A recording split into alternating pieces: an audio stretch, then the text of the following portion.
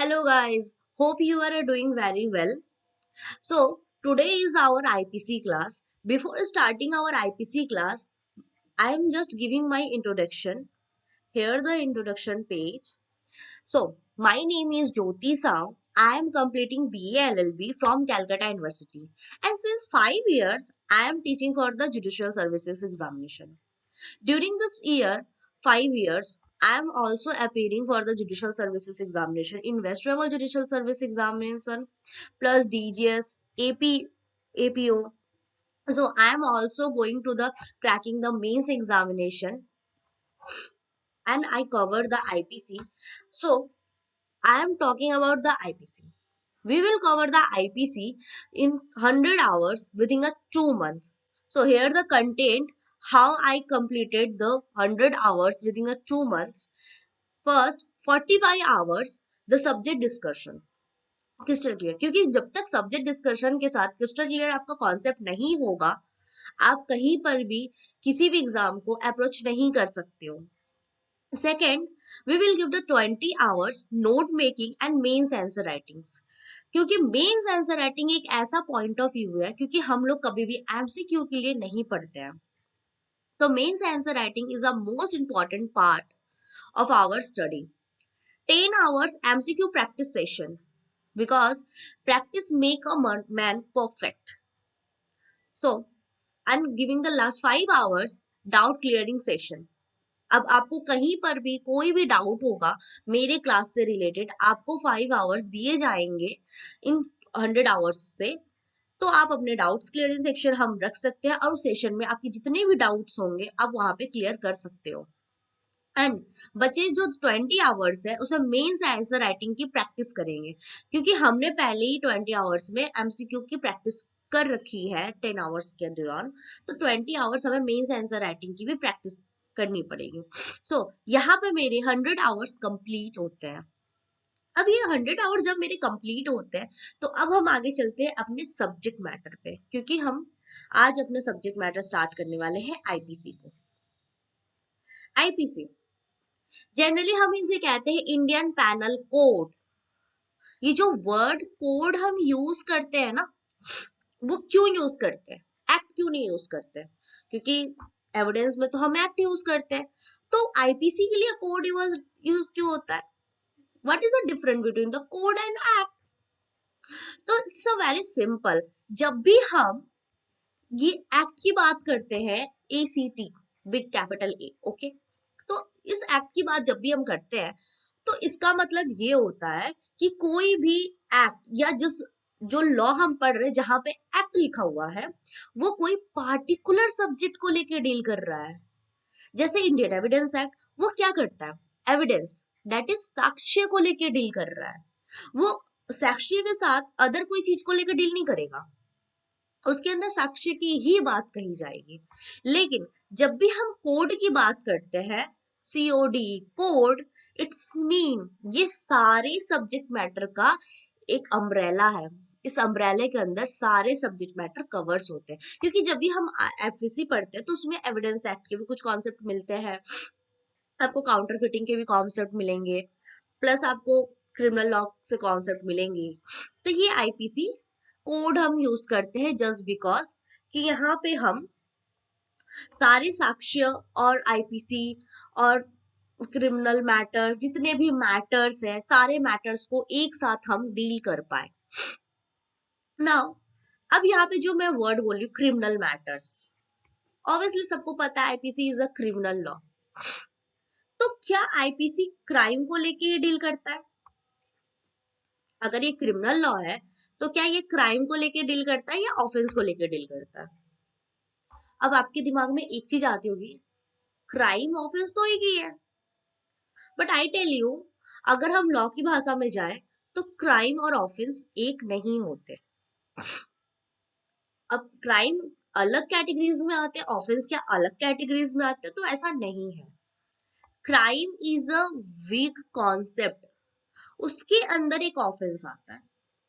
अब ये क्या होता है देखो जनरली क्या होता है कि समाज में हमारी जो सोसाइटी है हम लोग डेली कुछ ना कुछ जो एक्टिविटीज करते हैं वो गलत होता है.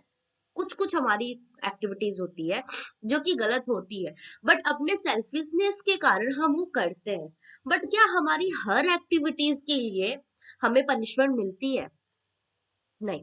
अगर आपके फ्रेंड ने कहा कि मैं तुझे एक बात बताता हूँ ट्रस्ट करके, तू ना सामने वाले को मत बताइयो, आपने क्या किया, उसका ट्रस्ट ब्रेक करके सामने वाले को उसकी बात बता दी, तो क्या ये गलत नहीं है?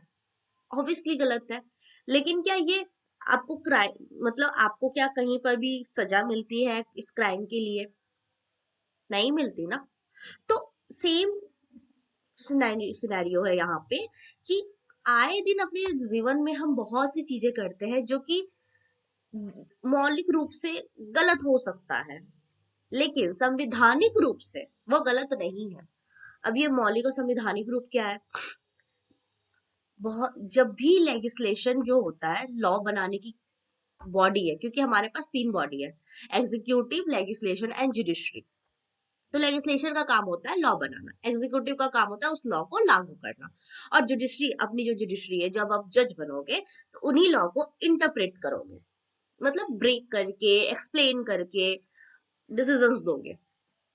तो जब भी हम बात करते हैं लेजिस्लेशन की, तो लेजिस्लेशन के टाइम में क्या होता है कि लेजिस्लेशन बहुत सी जो चीजें हैं उसको लेके, उस पार्टिकुलर सब्जेक्ट को लेके लॉ क्रिएट करता है कि ये यहाँ पे ये लॉ है। जैसे आईपीसी हम पढ़ रहे हैं तो उसमें 511 सेक्शंस है। उस 511 सेक्शंस में बहुत सी चीजों के बारे में बताई गई है, डेफिनेशन है, और उसकी पनिशमेंट्स भी है। तो क्या 511 सेक्शन सारे गुनाहों को कवर करता है? नहीं। तो जो भी लेजिस्लेशन, जिस भी एक्ट को लेके, ये छोटा वाला ए मीन्स आपकी कोई एक्टिविटी, इसको एक्ट कहते हैं, इसका मतलब कोई आपकी एक्टिविटी होती है। तो कोई भी एक्ट को लेके अगर लेजिस्लेशन ने लॉ बना दिया है तो उसे हम ऑफेंस कहते हैं, वो ऑफेंस की कैटेगरी में आता है, और इट्स पनिशबल, वो पनिशमेंट का हकदार होता है। लेकिन कुछ ऐसी एक्टिविटी जिसको लेके कोई लॉ नहीं बना हुआ है, वो क्राइम होता है, वो गलत होता है, लेकिन उसके लिए आपको पनिशमेंट नहीं मिलती है। जैसे कि मान लो अपनी आईपीसी डील करती है 354 ए, सेक्सुअल हैरेसमेंट। सेक्सुअल हैरेसमेंट का जब भी हम पेज पढ़ेंगे वहां पे लिखा होगा एनी मैन, तो यहाँ पे हैरेस कौन कर रहा है? Man to women, any man to women, तो विक्टिम कौन हुई? वुमेन। आप अपने जमीर से एक बार पूछ के देखो, क्या सेक्सुअली हैरेस क्या लड़कियां ही होती है? लड़के नहीं होते, ऑब्वियसली होते हैं। बहुत सारे पब्लिक ट्रांसपोर्ट है, बहुत सारे पब्लिक सेक्टर, प्राइवेट सेक्टर है, जहाँ पे लड़के जॉब करते हैं, जाते हैं, भीड़ वाले रास्ते में जाते हैं, पढ़ाई करने जाते हैं, वो भी हैरेस होते हैं, उन्हें भी सेक्सुअली हैरेस किया जाता है। बुरा तो उन्हें भी लगता है, लेकिन वो कोई एक्शन नहीं ले सकते जस्ट बिकॉज 354 ए वुमेन की राइट की बात करता है। तो जो मैन के साथ गलती हो रही है वो आती है अपनी क्राइम के अंदर, क्योंकि इसको लेके लॉ नहीं है। और अगर यही मैन की जल्दी वुमेन, मतलब मैन की जगह उठा के अगर किसी वुमेन को रखा जाए, तो ये जो आता है कैटेगरी ऑफेंस की, तब हम कह सकते हैं ऑफेंस। क्यों? क्योंकि यहाँ पे सेक्शंस है, डिफाइन किए हुए, लेजिस्लेशन ने लॉ बनाई हुई है। I hope you are clear. Crime and offence, इससे रिलेटेड एक मैगजीम्स भी है जो क्राइम और ऑफेंस को डील करता है। और सेकेंड थिंग इज दैट ये जो ऑफेंस वर्ड है इसकी डेफिनेशन हमें सेक्शन 40 आईपीसी में मिलती है, क्राइम की डेफिनेशन कहीं नहीं मिलती है, क्योंकि क्राइम ने लेजिस्लेशन को डिफाइन ही नहीं किया है। जो पहले मेरा क्वेश्चन था, आईपीसी क्राइम को लेकर डील करता है या ऑफेंस को, तो मुझे अब बताने की तो कोई जरूरत नहीं है। Obviously you very well know कि ऑफेंस को लेके ही आईपीसी डील करता है, क्योंकि इसके पास सेक्शंस भी है। सेकेंड थिंग जो मैं आपको मैगजीम बताने जा रही थी, न्यूलम क्रीमेन न्यूला पोइना साइन लेगा। इसका मतलब, ये मैगजीम है, लैटिन वर्ड है, इसका मतलब ये होता है no crime and no punishment of any activity without any legislation intent. मतलब कोई भी एक्टिविटी के लिए आपको कोई सजा नहीं मिलेगी जब तक कि वो लेजिस्लेशन में डिफाइन नहीं किया गया है। आपने क्या किया, आप बैठे हुए हो, आपके सामने एक बच्चा डूब रहा है, वो चिल्ला रहा है हेल्प हेल्प, आप उसको जानते नहीं या नो नो, आपने उसकी हेल्प भी नहीं की, आपके सामने वो डूब के मर गया, आपको कोई सजा नहीं होगी क्योंकि वहां लेजिस्लेशन ने डिफाइन नहीं किया गया है। आपकी ड्यूटी थी ही नहीं, ये ड्यूटी आपके लिए बनाई नहीं गई है। सो ये लेजिस्लेशन यही बात है। अब क्राइम करने के लिए कुछ स्टेजेस होते हैं क्राइम के, क्योंकि कुछ चीजें होती है क्राइम के लिए, वो स्टेजेस को हमें पार करने पड़ते हैं, तभी आपकी एक्टिविटी को हम एक क्रिमिनल एक्टिविटी घोषित कर सकते हैं। क्योंकि इसमें से जो 4 स्टेजेस है, इसमें से अगर कोई स्टेजेस मिसिंग है तो आपकी एक्टिविटी को क्रिमिनल एक्टिविटी हम घोषित नहीं करेंगे। तो पहली एक्टिविटी जो होती है वो इंटेंशन होती है। कुछ भी करने के पहले दिमाग में हुई जो केमिकल रिएक्शन होता है वो सबसे ज्यादा जरूरी होता है। आपका इंटेंशन होना किसी भी चीज के लिए ये बहुत इंपॉर्टेंट होता है। मान लो आपके दिमाग में चल रहा है कि इस बंदे ने मेरे साथ गलत किया, अब मैं भी इसके साथ बदला लूंगा, कर्मा, मैं रिवर्ट बैक लूंगा। तो ये जो माइंड की उपज है ना, यहां से आपका क्रिमिनल एक्टिविटी होना शुरू हो गया। कहते हैं ना बीज बो दिया, ये वही होता है। लेकिन आपके माइंड तक बातें रह गई तो क्या ये क्राइम हो गया? नहीं, क्योंकि बाकी के 3 इंग्रेडिएंट मिसिंग है, एक इंग्रेडिएंट होने से नहीं होगा। अब आपको चाय बनानी है तो आपको पानी उबालना पड़ेगा, चाय पत्ती डालनी पड़ेगी, दूध मिक्स करना पड़ेगा, चीनी डालना पड़ेगा, तो एक चाय बनेगी। आपने जस्ट दूध को बॉईल करने को रख दिया, हो गई चाय? कभी नहीं होगी। तो क्राइम में भी सेम चीज है। तो यहाँ पे इंटेंशन आपका देखा जाता है। ये जो इंटेंशन है, आपके माइंड में चल रहा है कि आप बाइक से जा रहे हो, आपका एक दोस्त रोड से क्रॉस कर रहा है, आप उसे देख रहे हो, अब आपके माइंड में आया इस बंदे को उड़ा दो, लेकिन आप स्टिल वहां खड़े ही रहे, आपने उससे उड़ाया नहीं, उसने क्रॉस कर लिया, फिर आप बाइक लेके निकल गए। तो आपके माइंड में जिस टाइम पे ये चीज आई इस बंदे को उड़ा दो, उस टाइम से रिएक्शन होना तो स्टार्ट हो गया था, लेकिन आपने उड़ाया नहीं, बाकी के 3 इंग्रेडिएंट्स मिसिंग रह गए, जिसके कारण आप पनिशबल नहीं हो। क्योंकि अगर इंटेंशन को पनिशमेंट दिया जाता तो आज इंडिया में 99.9% जेल में होते, क्योंकि हमारे दिमाग में डेली किसी ना किसी के लिए कुछ ना कुछ बुरे ख्याल आते ही हैं। तो first stage of the crime, to constitute the crime there must be the period intention to do that particular act. Second चीज होता है प्रिपरेशन। प्रिपरेशन क्या होता है कि अगर आपके माइंड में कोई चीज आई है तो उसके लिए आपको प्रिपरेशन भी करनी पड़ेगी। जैसे मैंने बताया चाय बनाने का आप सोच रहे हो, तो चाय तो बस सोचते सोचते तो बनेगी नहीं, आपको प्रिपरेशन करनी है, आपको चाय पत्ती जुगाड़ करनी पड़ेगी, दूध जुगाड़ करना पड़ेगा, चीनी लानी पड़ेगी, पतीला लाना पड़ेगा, गैस जलाने के लिए सामान लानी पड़ेगी। तो ये सारे इंग्रेडिएंट्स को आपको जुगाड़ करनी है, आप प्रिपरेशन कर रहे हो। तो इसी प्रिपरेशन, इंटेंशन का सेकंड स्टेज होता है प्रिपरेशन, क्योंकि आपके माइंड में चल गई कि आपको बनाना क्या है। क्योंकि अब आपको पता ही नहीं है कि आपको बनाना क्या, आप किचन में जाके खड़े हो गए, कैसे प्रिपरेशन करोगे? आपको पता होगा खिचड़ी बनानी है, दाल बनानी है, चाय बनानी है, तो आप प्रिपरेशन करोगे। आपको पता नहीं कि करना क्या है, क्या प्रिपरेशन करोगे? तो सेम ऐसे ही होता है। पहले इंटेंशन आता है, इसीलिए इंटेंशन को फर्स्ट कैटेगरी में रखा गया है।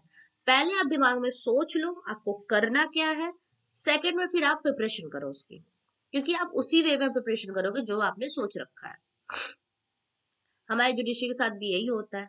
तो पहले आप डिसाइड कर लो आपको प्रैक्टिस में जाना है, जुडिशरी करना है, क्योंकि बनना है, जो भी बनना है आप उसी के हिसाब से प्रिपरेशन करो, क्योंकि सबके सब्जेक्ट और सिलेबस और क्राइटेरिया वे अलग होते हैं।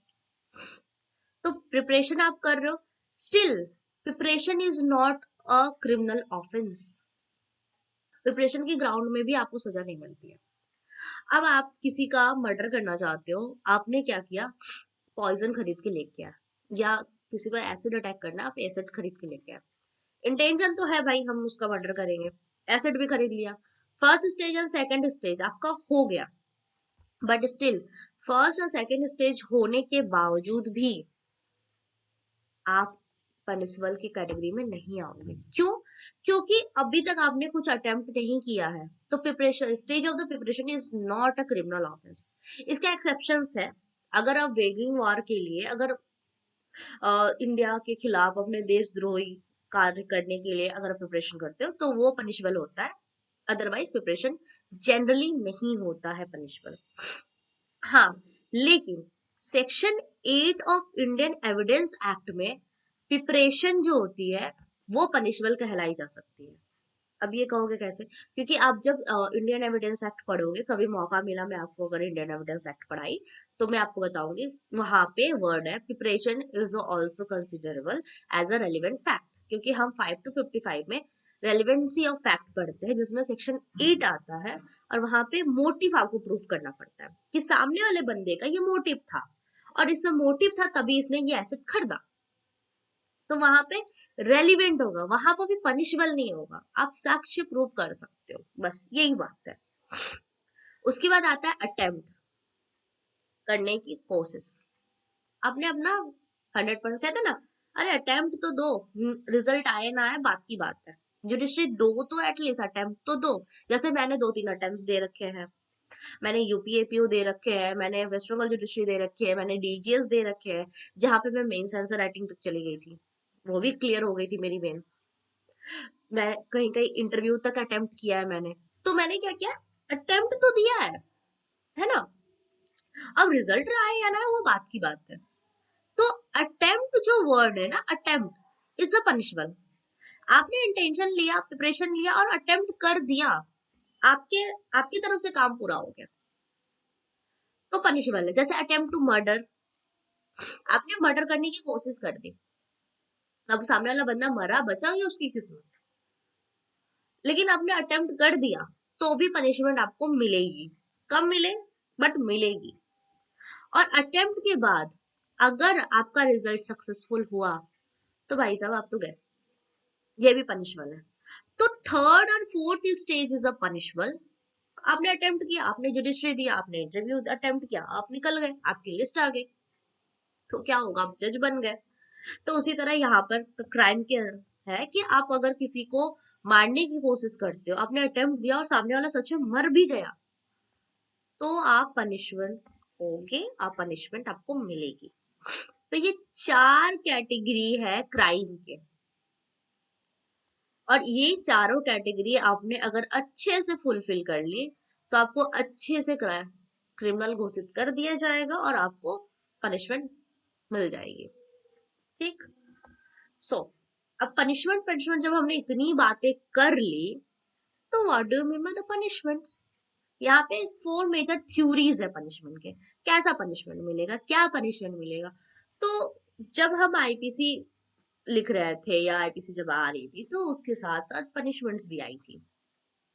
तो पनिशमेंट्स को देख के बहुत सारे लोगों ने बहुत सारी चीजें बताई थी पनिशमेंट्स के बारे में। क्योंकि पनिशमेंट जो होता है बहुत टाइप के होते हैं।